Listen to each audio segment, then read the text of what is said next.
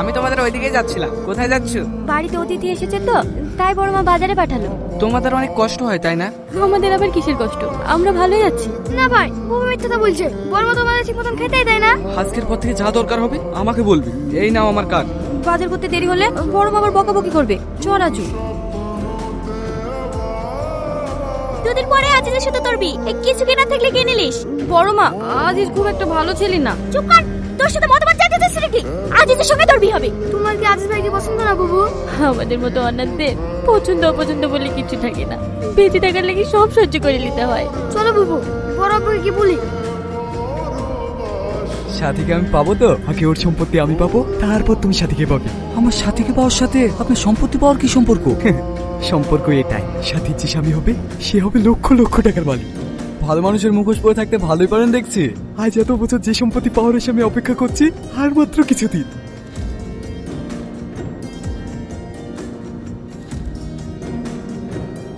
আমার এতদিনের প্ল্যান তুই সব ভেস্তে দিতে যাচ্ছিলি? এত কাঁচা কাজ সেলিম কবিরাজ করে না। তোমাকে আমি আমার নিজের আব্বুর থেকে বেশি ভালোবেসেছিলাম, আর তুমি এরকম করতে পারলা।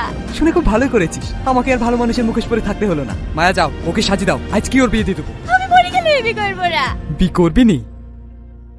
ওকে কিছু করো না, ওকে ছেড়ে দাও। আমি বিয়ে করবো, আমি বিয়ে করবো। ওর কোনো ক্ষতি করো না। মায়া, বিয়ের কোণেটা সাজিয়ে দাও।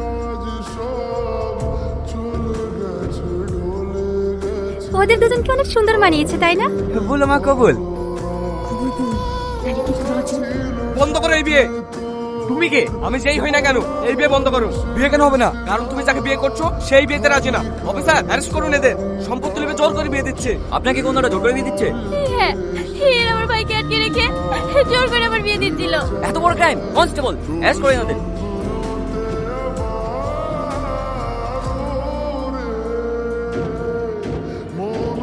বিয়ের আগেই মেয়েটার বিয়ে ভেঙে গেল।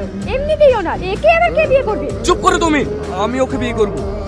সাথী, তুমি আমাকে বিয়ে করবে? হ্যাঁ, করবো।